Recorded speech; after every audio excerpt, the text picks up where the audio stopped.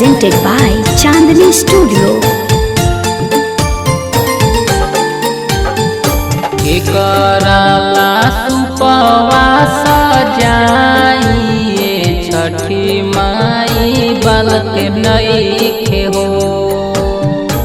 एकराला सुपवास जाइए छठी माई बालक नइखे हो।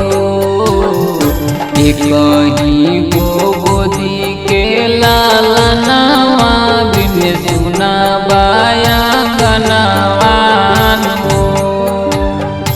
एकही गो गोदी के लालनवा बिन सुना बाया गनवान हो।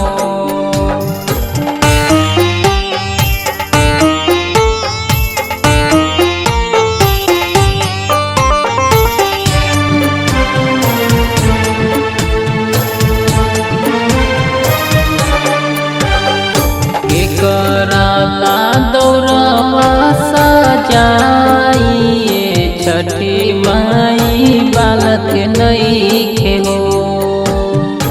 एकराला दौड़वा सजाइए छठी माई बालक नइखे हो। एकही गो गोदी के लालनवा बिन सुना बाया गनवान हो। एकही गो गोदी के लालनवा बिन सुना बाया गनवान हो।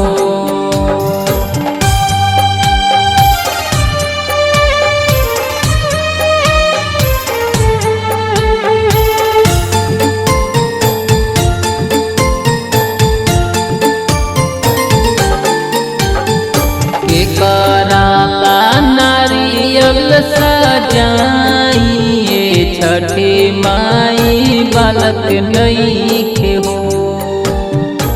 एकराला नारियल सजाइए छठी माई बालक नइखे हो। एकही गो गोदी के लालनवा बिन सुना बाया गनवान हो।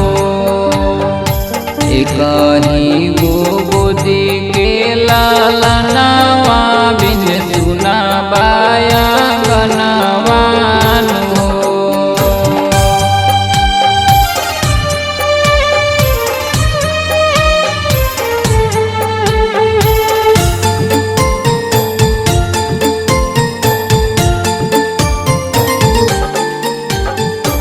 एकराला के लावा सजाइए छठी माई बालक नइखे हो। एकराला के लावा सजाइए छठी माई बालक नइखे हो। एकही गो गोदी के लालनवा बिन सुना बाया गनवान हो। एकही गो गोदी के लालनवा बिन सुना बाया